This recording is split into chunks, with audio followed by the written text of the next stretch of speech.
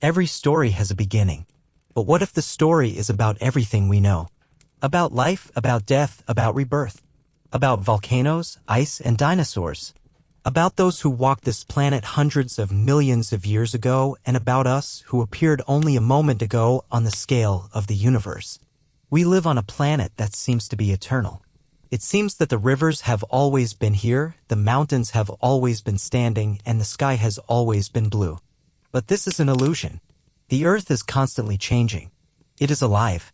It has experienced fire and ice, meteorite impacts, disappearing oceans, continental collisions, and the birth of new life forms. This story is not about one nation, not about one era. It is about all of humanity, about every microsecond turn on the way to the present. To visualize the scale of this story, let's imagine that the entire history of the Earth fits into one calendar year. Then, the Earth was formed on January 1st. The first single-celled organisms appeared in March. Dinosaurs appeared in December. And humans appeared just a few minutes before midnight on December 31st. Everything that we use to consider history, Rome, Egypt, the Middle Ages, the modern age happened in the last seconds of the last day. And before that, there was a colossal, incredible journey. This movie is a journey. From a hot ball to a blue planet covered with oceans and forests. From microscopic bacteria to people who build rockets and look at the world through telescopes. We will go through explosions, glaciers, giants, and disasters. We will witness a great theater, the history of the Earth. This video will not just tell you the facts, it will make you feel the time. You will feel how slowly and at the same time lightning fast the drama of our home unfolded. You will learn why we are here, and what we will leave behind. And if you like time traveling, don't forget to subscribe so you don't miss the rest of the videos. Because this journey is just beginning. To begin with, the Earth as such simply did not exist. About 4.6 billion years ago, in a remote corner of the young universe, on the outskirts of the galaxy we now call the Milky Way, there was a mess. The space was filled with dust, gas, and debris from stars that had exploded earlier. It was not silence, but an endless boiling of matter. And this is where the solar system was born, not calmly, but through a storm. It all started with the explosion of a supernova, a giant star that ended its life with a grandiose flash. This explosion set off a chain reaction. The energy flows compressed interstellar dust and gas into a giant protoplanetary nebula, a cloud tens of billions of kilometers in diameter.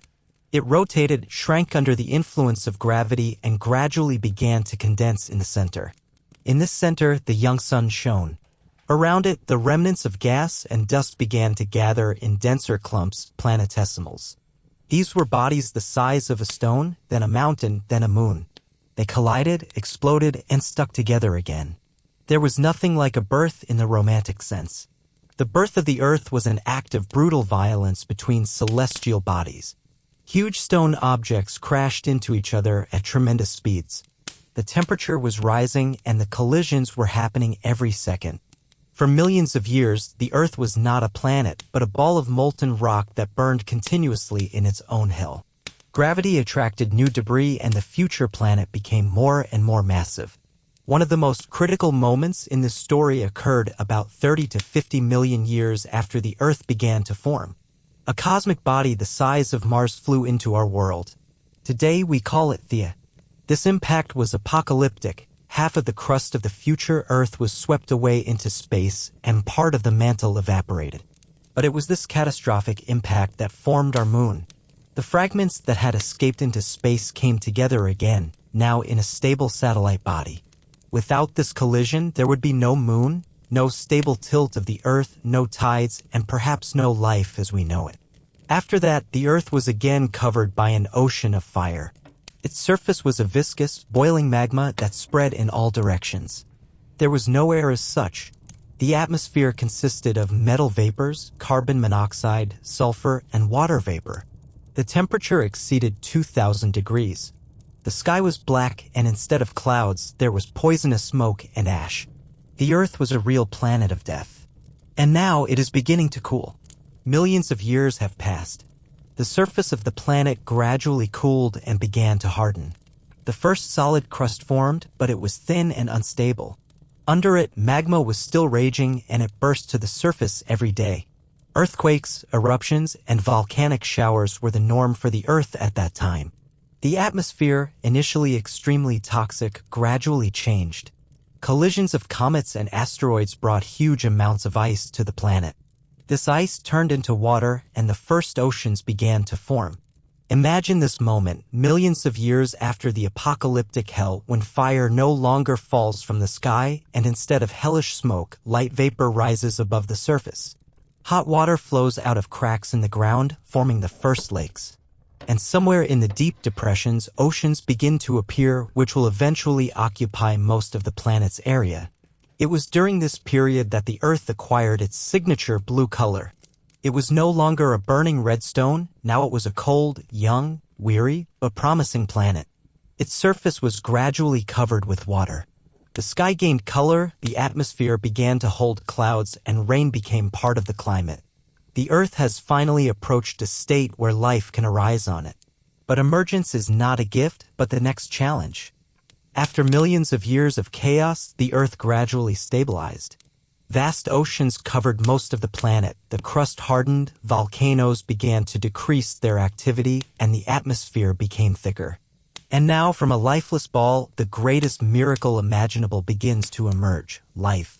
But how? When we talk about life, we think of humans, animals, even bacteria. But what was the first life like? About 4 billion years ago in the oceans, where the water was still hot, saturated with hydrogen sulfide and metals, a process took place that we still cannot fully reproduce in laboratories.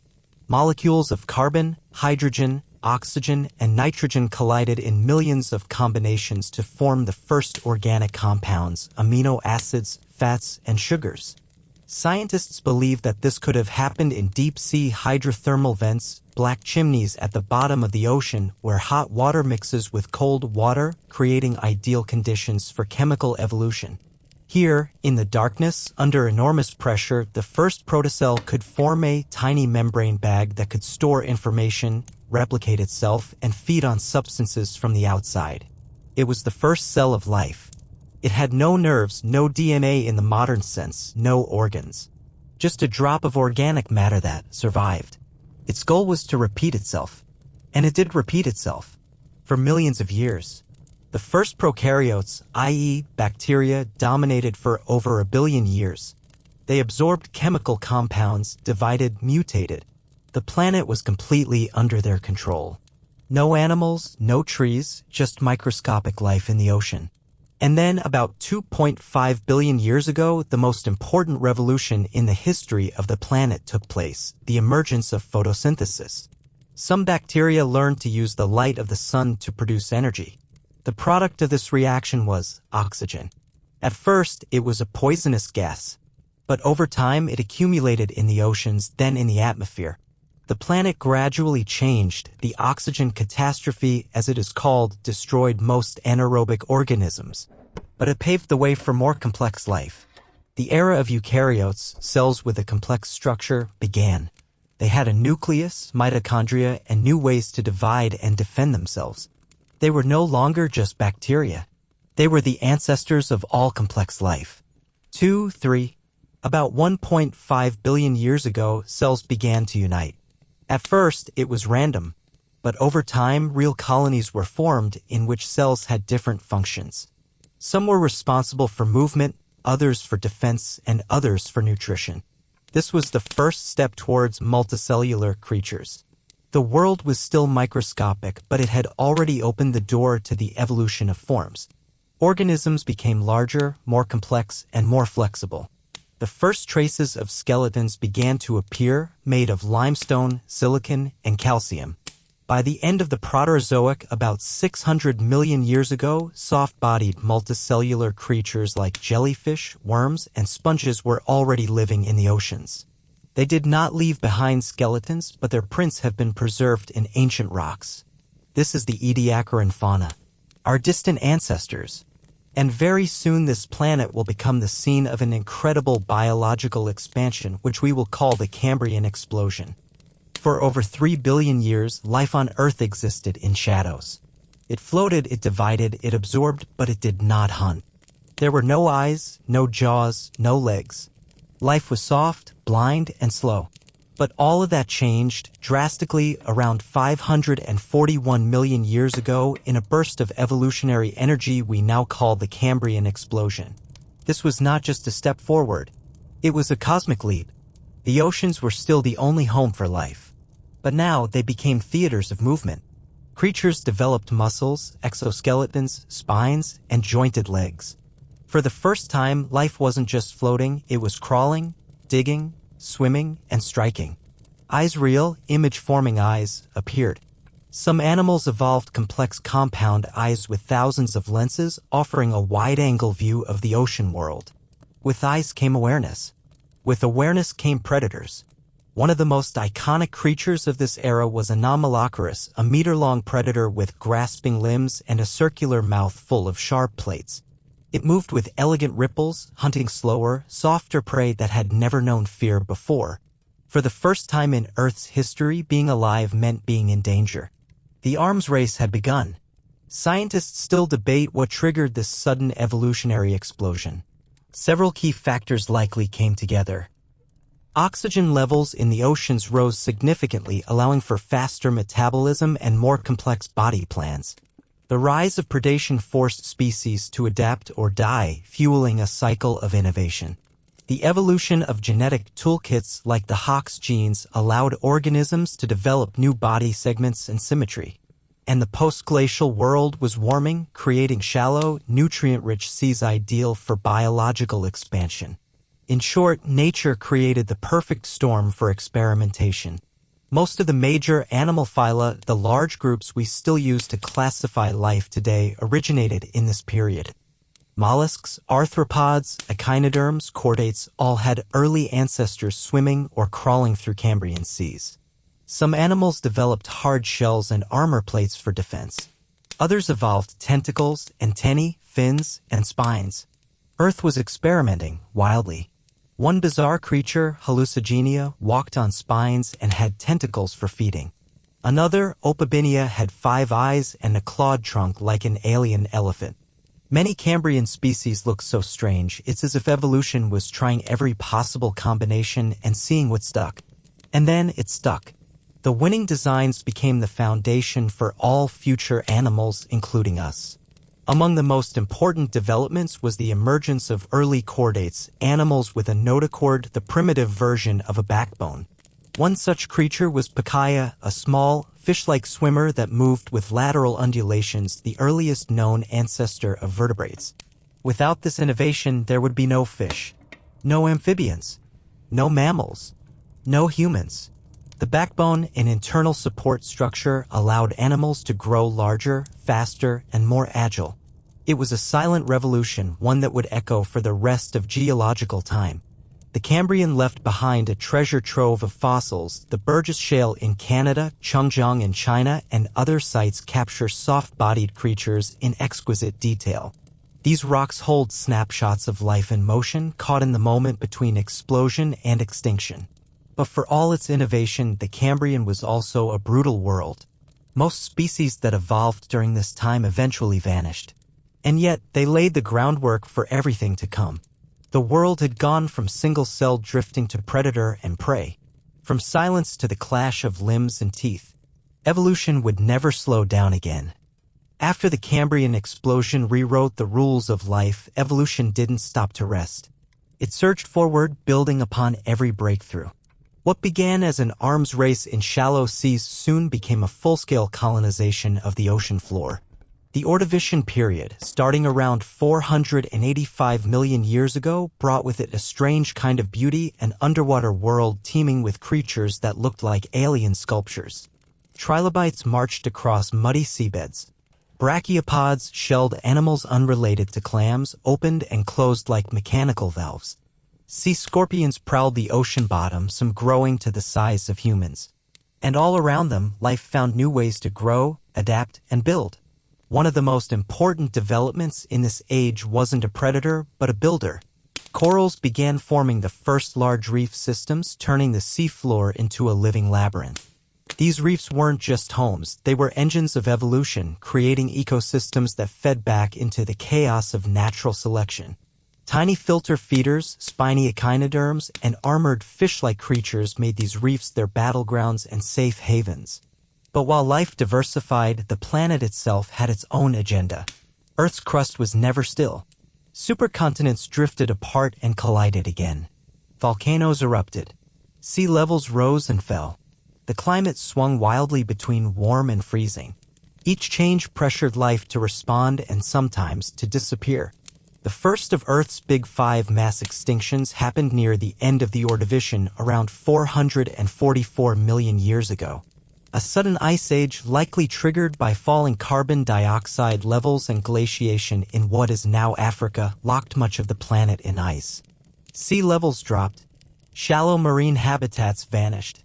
Up to 85% of marine species went extinct. And yet, life found a way forward. As the Silurian period began, the ice melted. Seas returned. And with them came one of the most revolutionary transitions in Earth's history, the invasion of land. Before this, land was barren. A lifeless desert of rock, sand, and storms. But now, small green pioneers began to appear near water's edge, mosses and simple vascular plants. They crept inch by inch across the shorelines, gripping soil, holding moisture, beginning the slow process of transforming rock into soil. These plants didn't just alter the landscape. They began changing the very chemistry of the atmosphere, pumping out more oxygen, stabilizing carbon dioxide. And while their progress on land was slow, in the water, life was speeding up. The Silurians saw the evolution of jawed fish, a radical development. For hundreds of millions of years, fish had existed without jaws, filter feeding, or vacuuming soft prey. But now fish began biting. Jaws meant seizing, shredding, holding. It reshaped food chains and made fish the rising stars of the Paleozoic seas. By the time the Devonian period arrived, some 419 million years ago, Earth's oceans had become ecosystems of spectacular complexity. This was the so-called Age of Fishes. Bony fish, cartilaginous fish, placoderms, armored, bizarre, powerful, swam through the warm seas, chasing prey, defending territory, exploring new depths. Some grew to monstrous sizes, like Dunkleosteus, a multi-ton predator with bone-crushing jaws. Reef systems flourished again, even larger than before. But something even more important was happening far from the reefs, in the murky shallows and coastal swamps. In this world of reeds and roots, certain fish began developing strange features. Fins grew sturdier, bones more jointed. Primitive lungs appeared alongside gills. These creatures, the lobe-finned fish, were experimenting with amphibious life. It was not yet a revolution, but the blueprint had formed. The bones that would one day walk on land, arms, wrists, fingers, were slowly assembling in the bodies of aquatic animals. And on land, plants surged forward. Trees evolved. Forests of early ferns and towering, leafless trunks rose against the sky. Fungi grew taller, forming networks underground. Insects appeared, wingless at first, but soon taking to the air. For the first time in Earth's history, the sky above the land was no longer empty. The Devonian gave us lungs, forests, wings, and limbs. But it also gave us extinction. Near the end of the period, the second great mass extinction struck, possibly caused by cooling, sea level changes, or even plant-driven changes in soil and carbon cycles. Coral reefs collapsed. Oceanic oxygen levels dropped. Over 75% of marine species vanished. Once again, evolution paid a heavy price for progress. But even in extinction, life was preparing its next leap, one that would take it fully onto land, into the swamps and the heat, to begin a new era, the age of walking giants and breathing lungs. By the late Devonian, nature had already laid the foundation for a world that looked startlingly unfamiliar. The oceans were vast and deadly, filled with armored fish and drifting forests of seaweed. But on land, something extraordinary was happening. The air, once empty, now carried the rustle of wind through trees. The ground trembled under the roots of towering plants. Life, in its endless inventiveness, was stepping ashore. The creatures that made this transition were the early tetrapods, four-limbed vertebrates that had evolved from lobe-finned fish. These animals, like Tiktaalik, still had gills and lived most of their lives in the water, but their fins had become proto-limbs.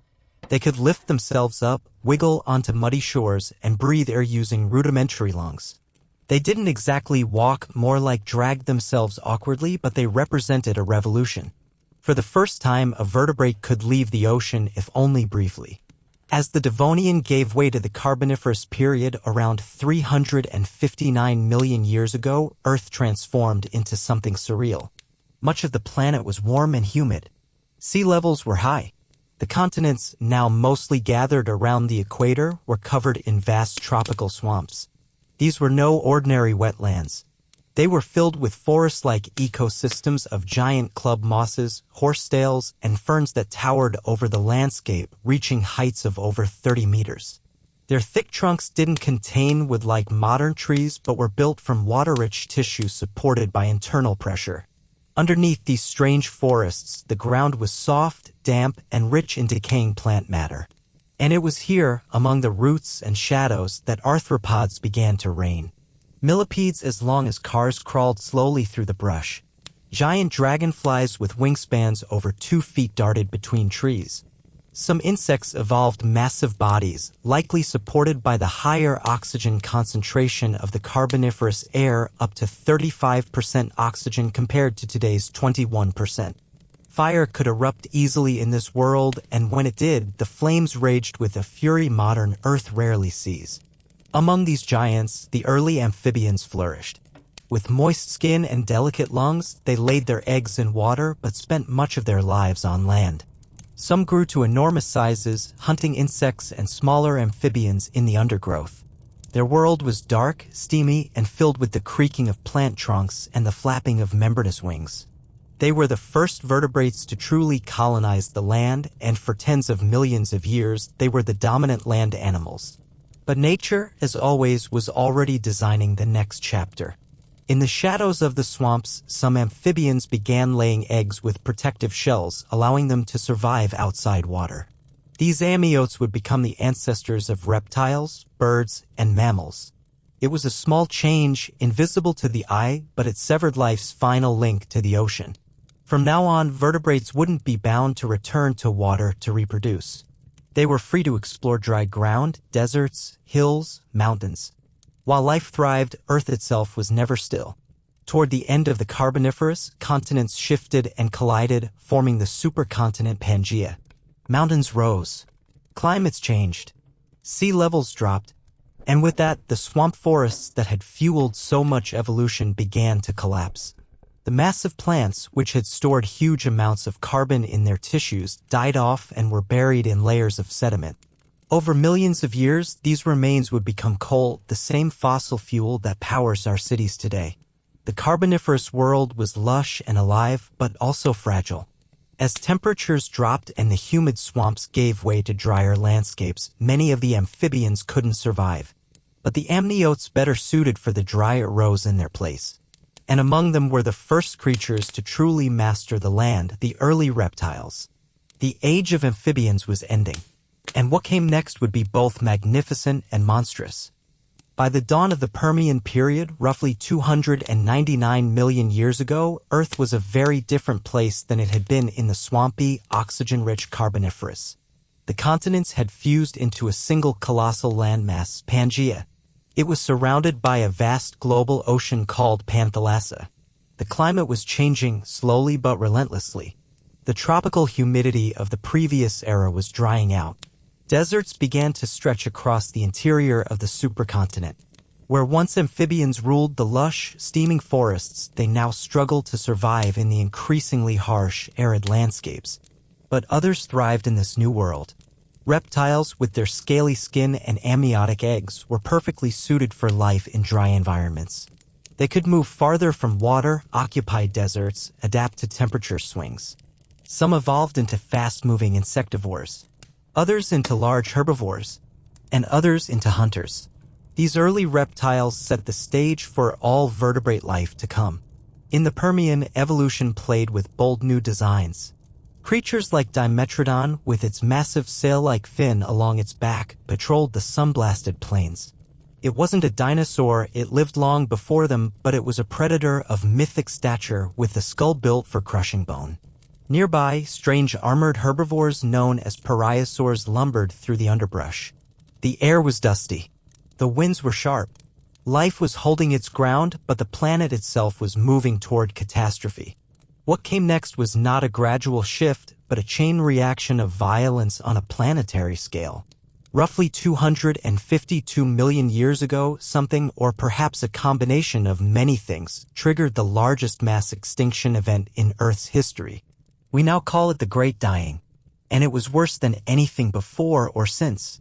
In what is today Siberia, colossal volcanic eruptions began tearing open the crust, forming what are now known as the Siberian Traps, one of the largest volcanic provinces ever discovered. These eruptions weren't brief. They lasted for hundreds of thousands of years, maybe longer. Rivers of lava scorched the landscape.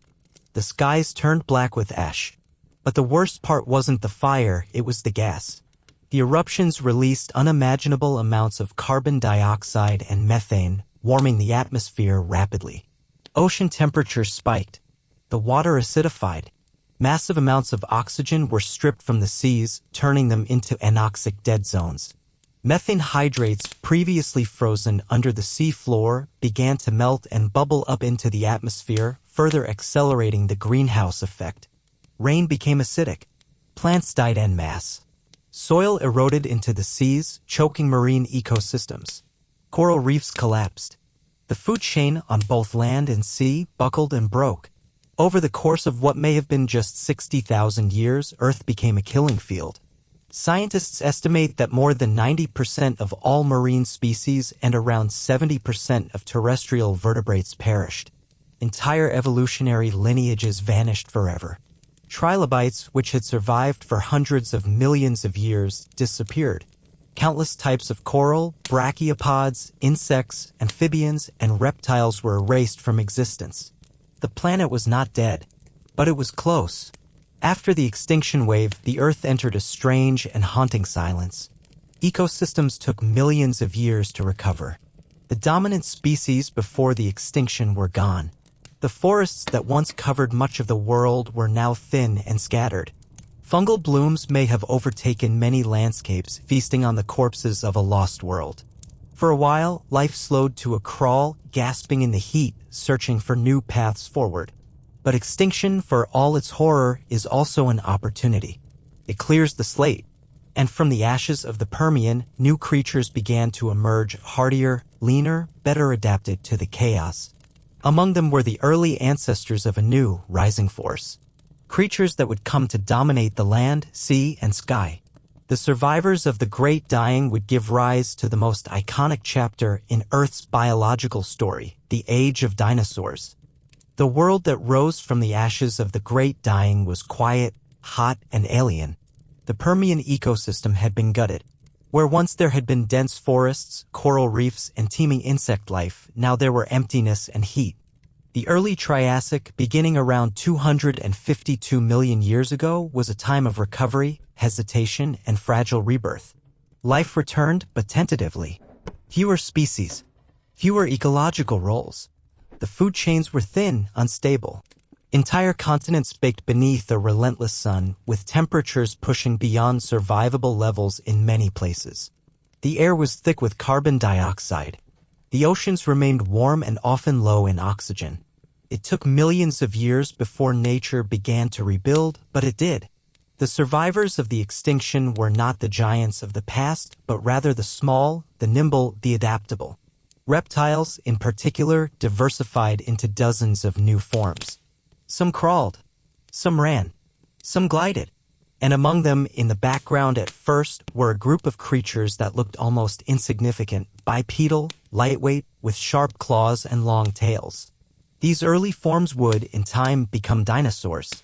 But before the Age of Giants, the Triassic world belonged to the odd and the experimental. It was a playground for new evolutionary designs. Massive amphibians still lurked in swamps, their wide mouths waiting for anything foolish enough to come close. Strange crocodile-like reptiles with armor plates and sprawling limbs dominated rivers and lakebeds. One group of reptiles, the archosaurs, began rising in prominence, and they would eventually split into two lineages that would define the next two eras, the crocodilians and the dinosaurs. It wasn't a clean takeover. 4/10 of millions of years, the archosaurs shared their world with early mammal-like reptiles known as therapsids, the last remnants of the dominant Permian lineages. Some were the size of rats, others as large as wolves. They were warm-blooded, covered in fur-like structures, and likely active during cooler parts of the day or night.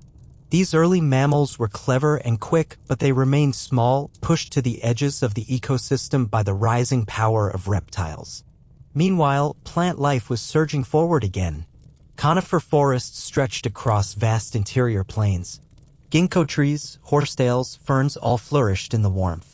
Insects returned to pollinate, crawl, and buzz through the undergrowth. Stability was returning layer by layer. But this was still a volatile world. As the Triassic progressed, dinosaurs began to grow in size and spread across different environments. Creatures like Coelophysis, slender, fast, carnivorous, hunted in packs across arid landscapes.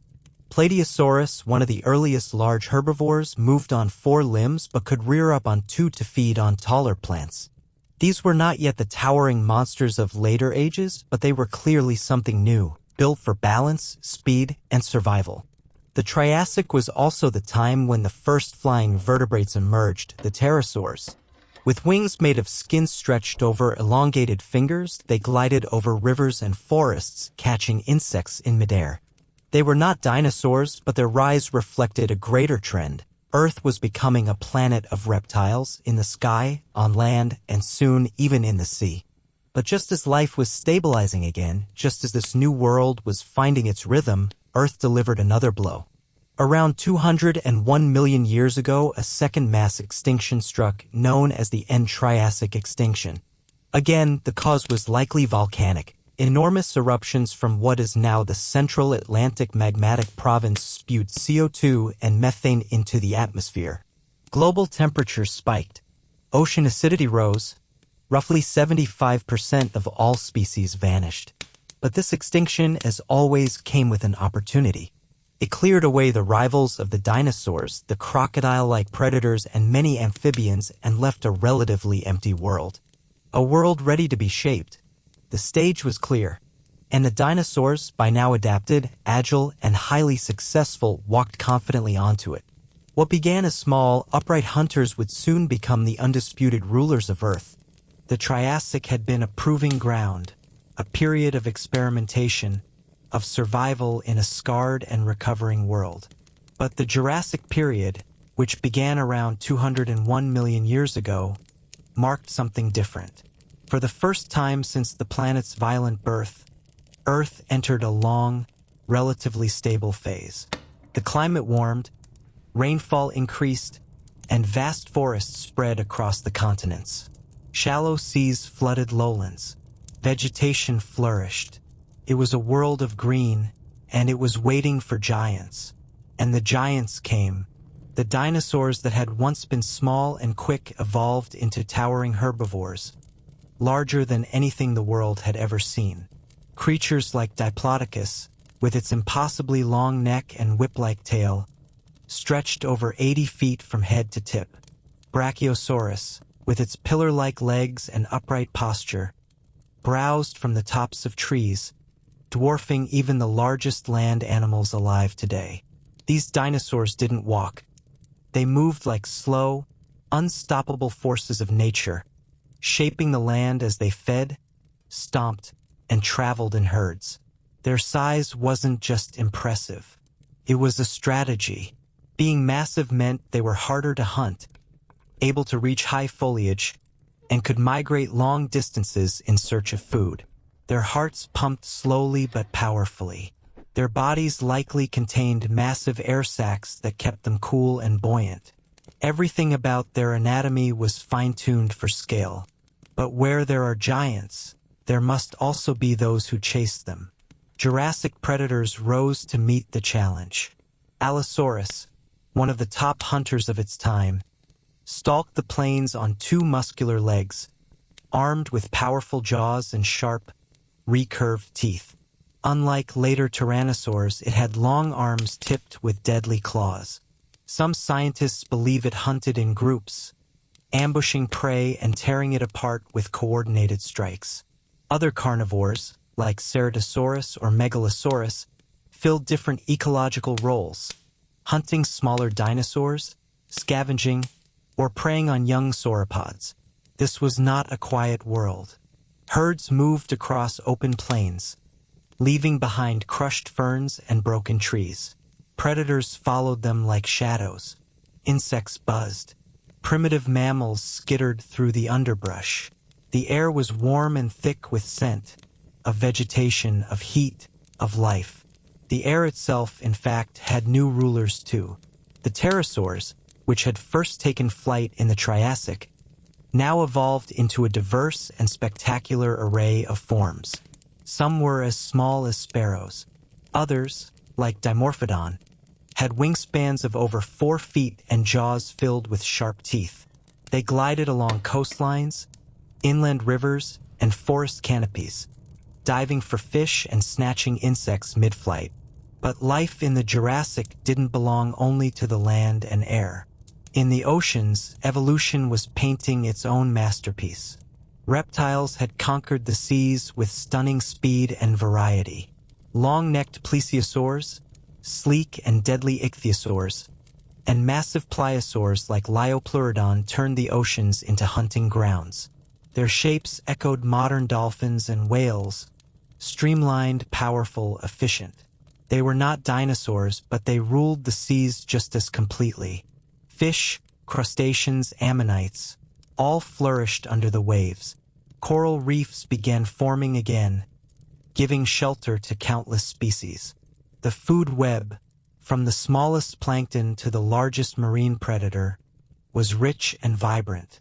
Meanwhile, on land, the continents were beginning to split. Pangaea was breaking apart. The Atlantic Ocean began to open. New coastlines formed. Climates shifted. This slow tectonic dance reshaped habitats and isolated species. Evolution responded in kind, with new adaptations, new colors, new strategies for survival. Dinosaurs became more specialized. Some developed armor, others feathers. Still others elongated their claws, beaks, or tails into tools of feeding, defense, or display. At night, the forests came alive with different sounds. Not just the croaks of amphibians or the flapping of wings, but the quiet scurry of early mammals. They were small, shrew-like creatures, nocturnal, warm-blooded, and fast. In a world of giants, they had no hope of dominance. But they had speed, intelligence, and the ability to hide. They waited, quietly, in the shadows of titans. The Jurassic was Earth's age of confidence. Life was not recovering anymore. It was expanding, reaching, experimenting.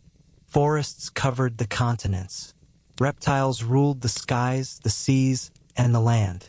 From coast to canopy, Earth teemed with purpose and motion. And all of it felt, at last, like it would last forever. But forever is never as long as it seems. What followed next was an explosion of color, sound, and complexity, the Cretaceous period. A time of flowers, new predators, and the final curtain call of the dinosaurs. The Cretaceous period, beginning around 145 million years ago, was Earth at its most magnificent and most doomed. Life had conquered nearly every environment. Dinosaurs were no longer just giants, they were specialists.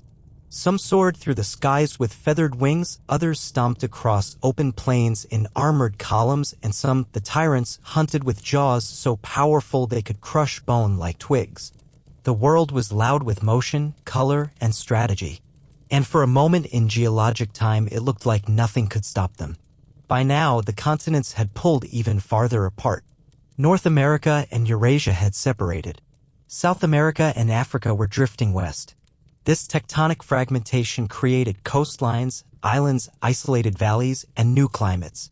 Evolution responded with creativity. What had once been a world ruled by a few dominant forms was now a mosaic of ecosystems, each with its own predators, its own plants, and its own battles.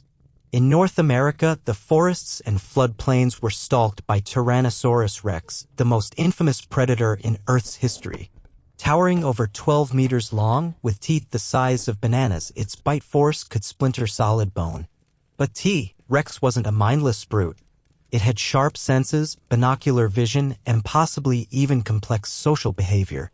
It was the apex of millions of years of evolutionary fine-tuning, a walking weapon of precision and terror. Across the globe, other giants ruled their domains. In South America, the Titanosaur argentinosaurus reached lengths over 30 meters, perhaps the largest land animal to ever live. In Mongolia, swift, sickle-clawed velociraptors hunted in packs or scavenged what larger killers left behind. Though smaller than their Hollywood reputation, they were agile, intelligent, and likely feathered. And in Africa, spined behemoths like Spinosaurus stalked river systems adapted for both land and water, perhaps the first semi-aquatic dinosaur. And yet, the Cretaceous wasn't just about size or teeth. This was also the age of flowers. For the first time in Earth's long story, plants developed blossoms, petals, and sweet nectar. Flowering plants, angiosperms, burst onto the scene and spread like wildfire. They changed everything. Insects adapted to pollinate them. Birds and small mammals fed on their fruits and seeds. Whole new food webs formed. Earth became more colorful, more fragrant, more alive. Forests changed.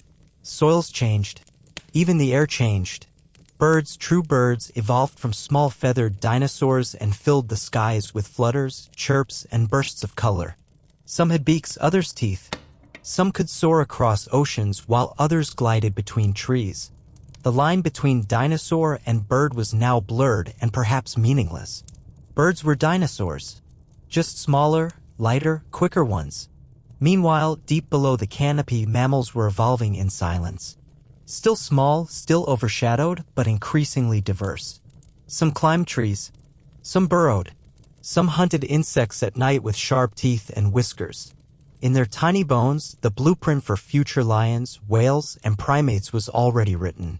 By the final stretch of the Cretaceous, Earth was full, not just with creatures, but with narratives. Predator and prey, migration and birth, growth and extinction. The ecosystems were intricate and mature. Coral reefs thrived. Rainforests spread. Inland seas bisected continents. Every day, the sun rose on a planet in full bloom. And then, one day, the sky changed. Around 66 million years ago, something appeared above Earth. A rock.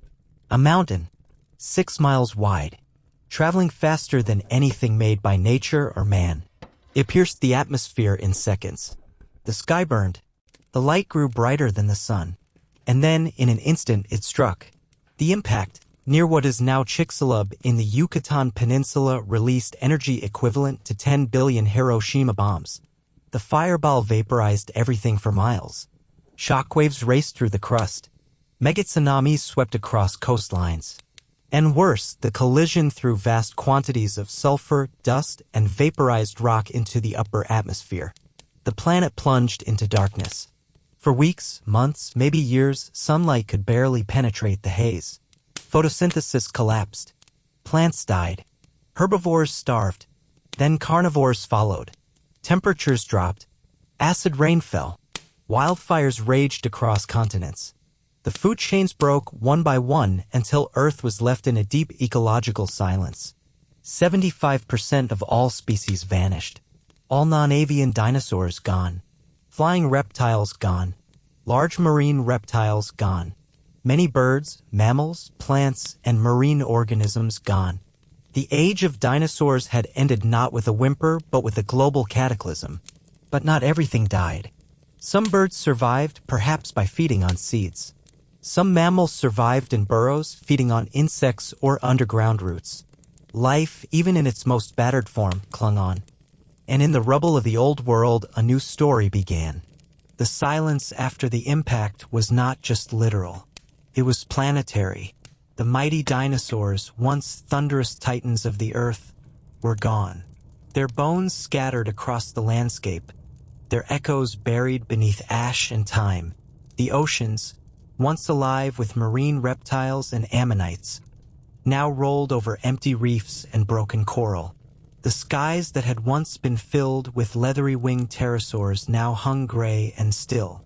For a moment in geological time, it seemed Earth had lost its breath. But life never truly stops. Even in the shadow of extinction, some creatures persisted, small, quiet, and often unnoticed. Chief among the survivors were the mammals. For over 150 million years, they had existed beneath the feet of dinosaurs, literally.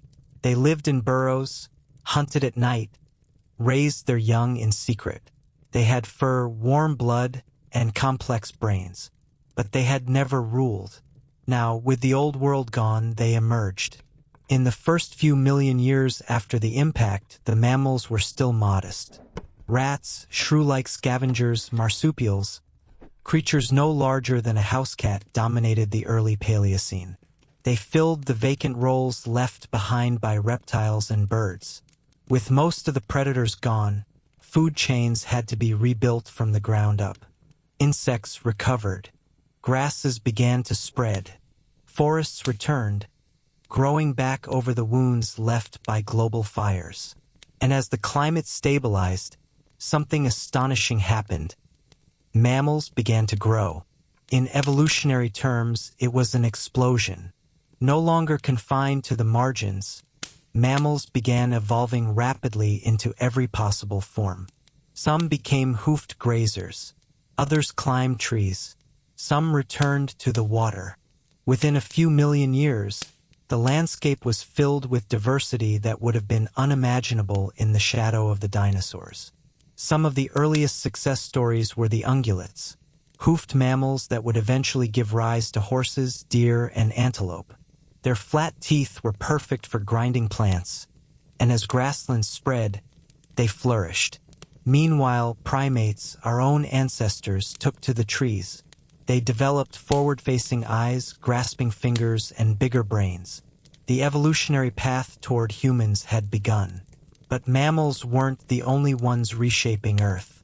Birds, descendants of small feathered dinosaurs, also radiated in form and function. Some grew flightless and large, like the gastornithids, towering predators that filled the niche of land-based carnivores. Others became specialists, diving birds, singing birds, forest gliders. They became the new rulers of the air. Back in the oceans, the absence of ichthyosaurs and plesiosaurs opened the door for a different kind of marine mammal. Descendants of hoofed animals began adapting to aquatic life. Over millions of years, some developed fins, lost their hind limbs, and evolved into whales. Others became seals, manatees, or dolphins. They moved through the waves not as invaders, but as rightful heirs to a kingdom once ruled by reptiles. On land, predators returned too. Early carnivorous mammals evolved into wolf-like hunters. Cat-like predators emerged. One group of mammals, the creodonts, dominated for a while but were eventually outcompeted by true carnivorans, the group that would later give rise to lions, bears, dogs, and hyenas. With sharp teeth, keen senses, and social hunting behaviors, they became the apex predators of the new Earth. Time marched on. The Eocene epoch brought balmy climates and global jungles. Elephants with tiny trunks roamed forests. Tiny early horses no larger than dogs tiptoed through ferns. Bats filled the skies. Rodents spread like wildfire. Mammals adapted to every corner of the planet, from tropical river basins to windswept plateaus. But even as this golden age of mammals flourished, Earth was changing again. Tectonic plates continued their slow, grinding movement. Mountain ranges like the Himalayas rose. Ocean currents shifted. Antarctica drifted south and froze, reshaping the global climate. Grasslands spread. Forests retreated. The planet cooled. And in that shifting landscape, a particular group of primates began to develop differently. They walked upright. They used tools. They hunted in groups. Their brains grew disproportionately large. Their communication became complex. These weren't just animals anymore.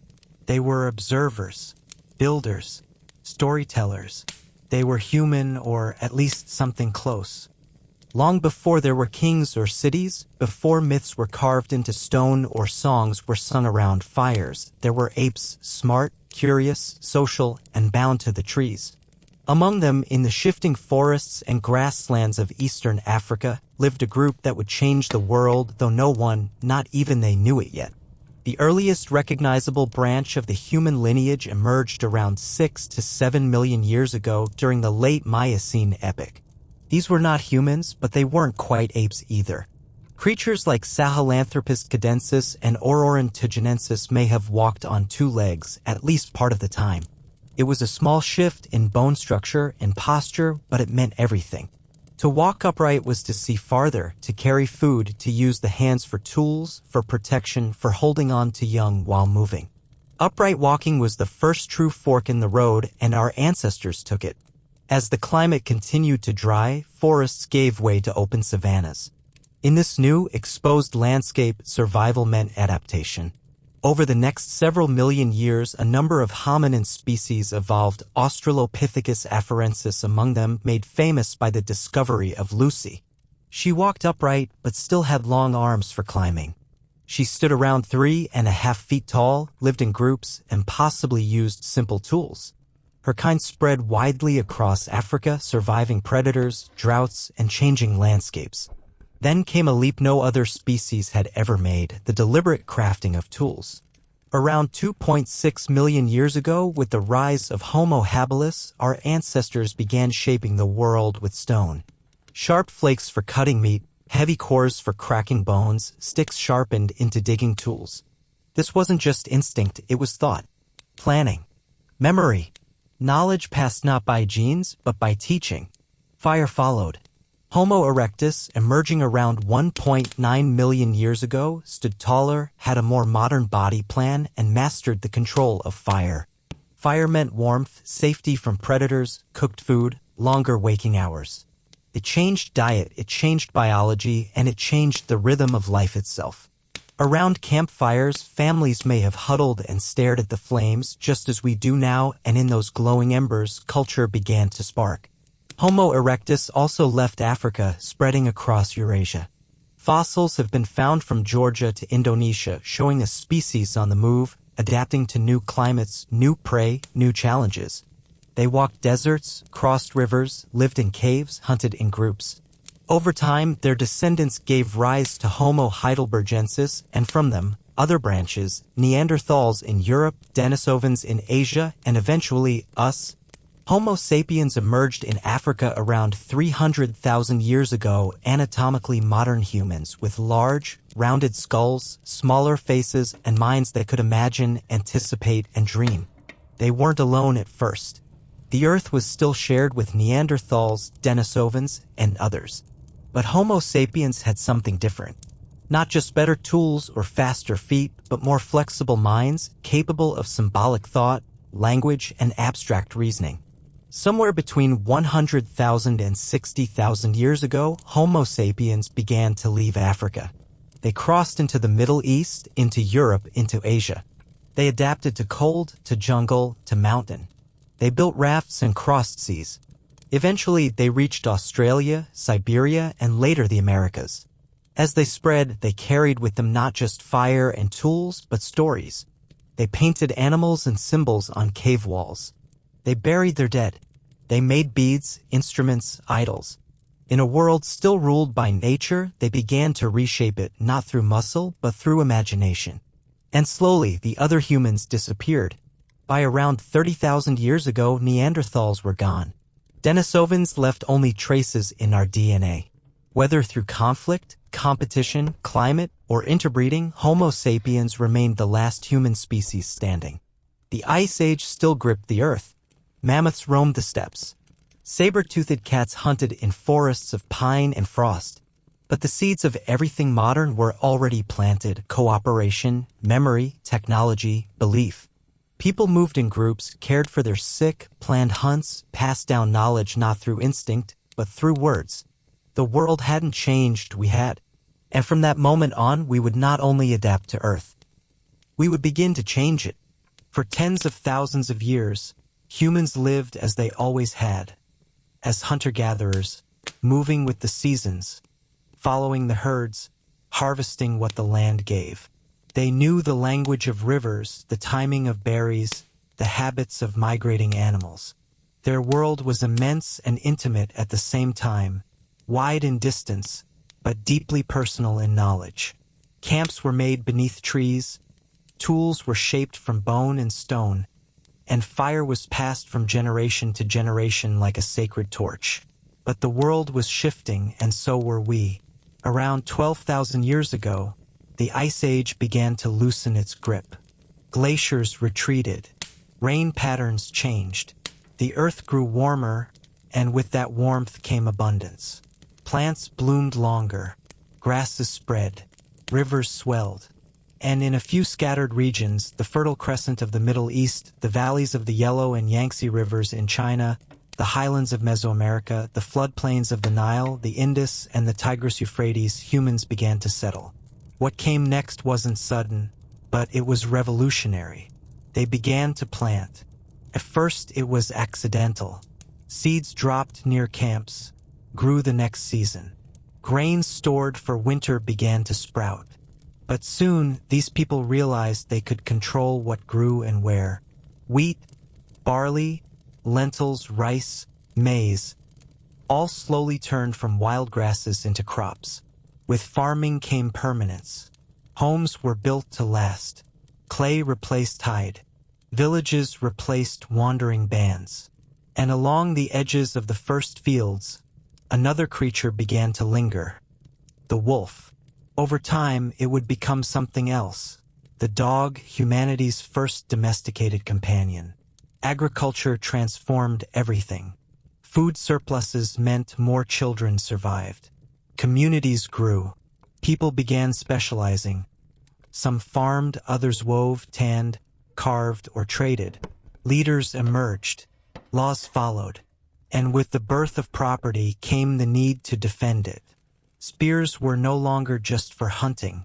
Fences weren't just to keep animals in, they were to keep others out. In Mesopotamia, near the meeting point of the Tigris and Euphrates, cities rose like stone from mud. Uruk, Eridu, Lagash, clusters of buildings with narrow streets, markets, and temples. The people here didn't just farm, they wrote. At first, it was for numbers. Sacks of grain, taxes owed, animals traded. But symbols turned into syllables. Cuneiform was born. With it came history. In Egypt, along the life-giving banks of the Nile, great stone tombs rose to honor the dead, pyramids that would outlast empires. In the Indus Valley, cities like Mohenjo-Daro were laid out in perfect grids, with drainage systems and public baths. In China, on the banks of the Yellow River, millet fields supported communities that would one day give rise to dynasties. Across oceans, in the Americas, different seeds shaped different paths. Maize in Mesoamerica, potatoes in the Andes, squash and beans. Villages became ceremonial centers. Step pyramids rose under tropical skies. Astronomers studied the stars with naked eyes. Calendars were carved in stone. In Africa, in regions beyond Egypt, agriculture and ironworking spread alongside powerful oral traditions. In Oceania, seafarers learned to navigate by stars and swells, settling distant islands with nothing but wooden boats and memory. As civilizations grew, they gave rise to things never before seen in human experience. Kings, armies, taxation, gods etched into stone, borders drawn in blood. Some ruled justly, others cruelly, but all left their mark. Empires rose, Akkadians, Babylonians, Assyrians. Dynasties formed in China. The Olmec carved massive heads from stone. The Mycenaeans built fortresses in Greece. And amid it all, people sang songs, raised children, told stories around fires, just as they always had. Metal changed the game again. First copper, then bronze, then iron. Weapons grew sharper. Plows dug deeper. Chariots thundered across deserts. Trade expanded. Roads were built. Writing went from tablets to scrolls. Ideas moved faster than ever before. Religions formed, uniting people across regions. Astronomy evolved into calendars, then into prophecy. And with it came destiny. Not all was peace, of course. War was constant. Cities fell. Droughts and floods erased entire cultures. But even in collapse, something was always passed forward. A myth, a word, a technology, a scar. Civilization wasn't a straight line. It wandered like the people who built it. By the time the calendar turned to what we now call the Common Era, humans had gone from stone tools and painted caves to cities of tens of thousands, with temples, libraries, coins, laws, clocks, and maps of the stars. The world had changed more in 10,000 years than in the previous 10 million. But something even more dramatic was coming. Because in the next blink of Earth's eye, humanity would ignite a new fire, one not of wood, but of ideas. By the first centuries of the Common Era, the world was a tapestry of kingdoms, empires, and civilizations, each shaped by geography, belief, and ambition. Rome dominated the Mediterranean, its roads stretching like veins through Europe, Asia, and North Africa. In the East, the Han dynasty forged an imperial machine of bureaucracy, invention, and culture that would echo through Chinese history for centuries. On the Indian subcontinent, the Maurya and Gupta empires advanced mathematics, medicine, and philosophy. And in the Americas, the Maya watched the stars and built towering cities from limestone and calendar stone. Despite the vast distances between them, these cultures all shared one invisible trait: they were accelerating. Invention followed invention. Plows, pulleys, aqueducts. Alphabets spread. Paper traveled west from China. The concept of zero, born in India, began to reshape the way people understood math and the universe. In Africa, kingdoms like Aksum and Nubia thrived on trade and culture. In the Middle East, scholars translated, preserved, and built upon the ancient knowledge of Greeks, Persians, and Egyptians. Libraries rose. Scripts evolved. Empires burned and were rebuilt in new forms. Religion became one of the most powerful forces on earth. Judaism, Christianity, Buddhism, Hinduism, Islam, systems of belief that explained not only creation but purpose. These ideas united vast regions, reshaped politics, drove both peace and war. Pilgrims crossed deserts and oceans. Missionaries traveled with trade caravans. Faith became a reason to explore, a reason to build, and all too often, a reason to conquer. As centuries passed, the world didn't just grow, it connected. In China, the Tang and Song dynasties ushered in golden ages of innovation: gunpowder, printing, magnetic compasses. In the Islamic world, the Golden Age of Baghdad produced breakthroughs in algebra, astronomy, and medicine. In Europe, the Renaissance ignited with new art, new science, and a rediscovery of the ancient world. Da Vinci sketched flying machines. Galileo turned his telescope to the stars. Printing presses churned out books, and suddenly ideas were no longer chained to monasteries. They flew, multiplied, rebelled. And then came the ships. Sailors from Spain, Portugal, and later England, France, and the Netherlands set out not just to explore, but to possess. They crossed the Atlantic and brought war, religion, and disease to the Americas. Civilizations like the Aztecs and Incas fell to steel and smallpox. The Columbian Exchange began, crops, animals, people, and viruses moving across oceans in both directions. The modern world was no longer a collection of isolated stories. It had become one interwoven system, and it was moving faster with every passing year. Empires grew into machines of extraction. Africa was carved up and drained of its people through the transatlantic slave trade. Resources were stolen, lands occupied, cultures crushed under banners and coins. But through all this suffering and injustice, resistance grew. Cultures mixed. Ideas evolved. Music, food, language, everything intertwined. The world had become smaller, but also more complex. In Europe, revolutions began to stir, not just political, but industrial. The 18th and 19th centuries unleashed a force no empire had ever wielded: coal and steam. Machines replaced muscles. Factories replaced workshops. Trains moved faster than horses. Cities grew so fast they barely knew how to contain themselves. With the Industrial Revolution came new wealth and new squalor. Children worked in mines. Rivers ran black with soot. But the genie was out of the bottle. Electricity followed. Then oil. Then the internal combustion engine. In a blink, the world had telegraphs, then phones, then planes. Science surged forward. Germ theory, vaccines, chemistry, physics. Darwin proposed evolution. Einstein bent time. The atom was split. The human mind was beginning to understand the forces that had shaped the world it now reshaped in return. The 20th century arrived in fire. 2 world wars. Cities turned to ash. Empires collapsed. The Holocaust, the bomb, the trenches, the gulags. Humanity's knowledge grew faster than its wisdom. But so did its resilience. After the wars came rebuilding. After collapse, cooperation.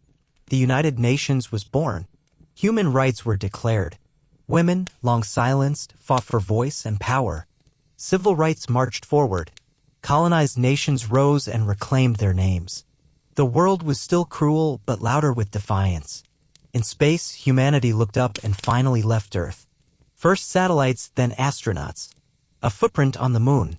Voyager leaving the solar system. And here on Earth, another revolution, digital this time, began to unfold. Computers shrank. Networks grew. The internet linked billions of minds. Information became currency. Reality blurred with data. Phones became extensions of our thoughts. Language could cross oceans in milliseconds. And still, we pushed forward. Artificial intelligence, genetic editing, quantum computing. The Anthropocene, the age where humanity is not just living on Earth, but changing it at planetary scale.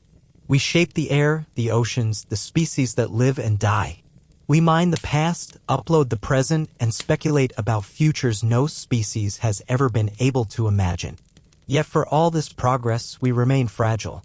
Our machines are powerful, but our planet is finite. The climate shifts. Ice melts. Forests burn.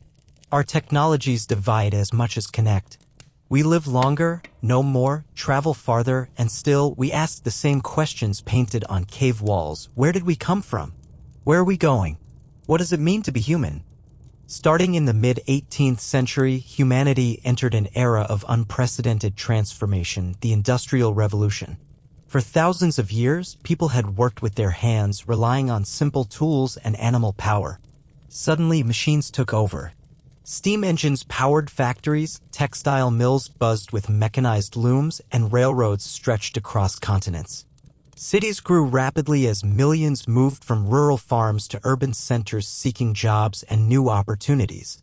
Mass production became the norm, and goods previously rare or handcrafted flooded markets worldwide. This shift wasn't just economic, it changed how people lived and thought. The rise of industrial capitalism created new social classes, wealthy factory owners, and a growing working class laboring long hours in challenging conditions.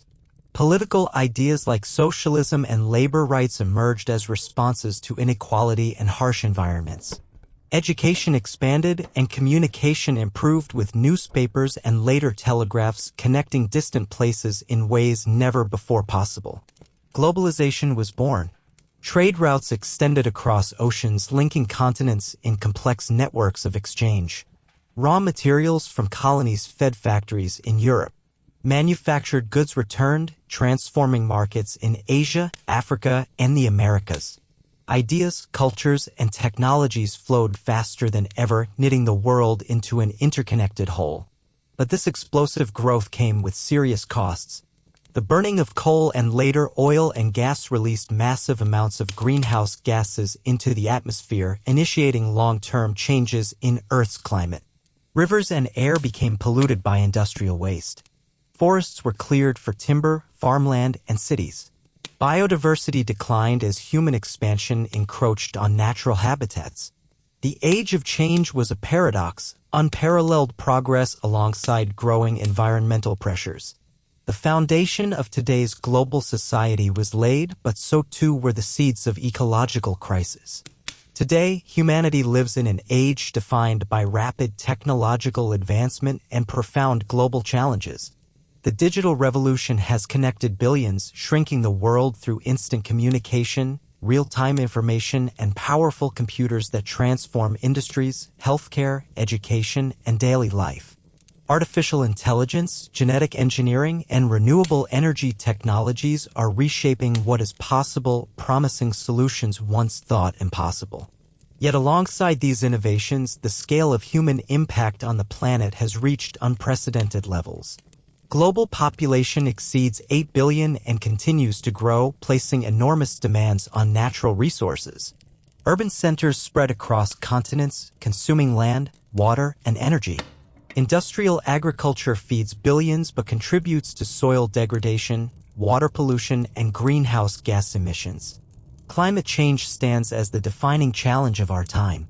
Rising global temperatures, melting glaciers, more intense storms, and shifting weather patterns threaten ecosystems and human livelihoods alike. The oceans, absorbing much of the excess heat and carbon dioxide, face acidification and declining biodiversity. Species extinction rates accelerate, signaling a sixth mass extinction event largely driven by human activity. Governments, scientists, and citizens worldwide grapple with how to respond. International agreements aim to reduce carbon emissions, promote sustainability, and protect endangered habitats. Innovations in solar, wind, and battery technologies offer pathways toward cleaner energy. At the same time, debates around equity, economic growth, and cultural values shape policy and action. Looking ahead, humanity faces profound choices. Will we rise to the challenge of living in balance with our planet? Can technology and cooperation create a sustainable future? Or will short-term gains outweigh long-term survival? The story of Earth is unfinished. We are not mere observers, we are participants, authors of the next chapters. Our actions will determine whether this remarkable blue planet remains a cradle of life or a fading memory in the vast cosmos.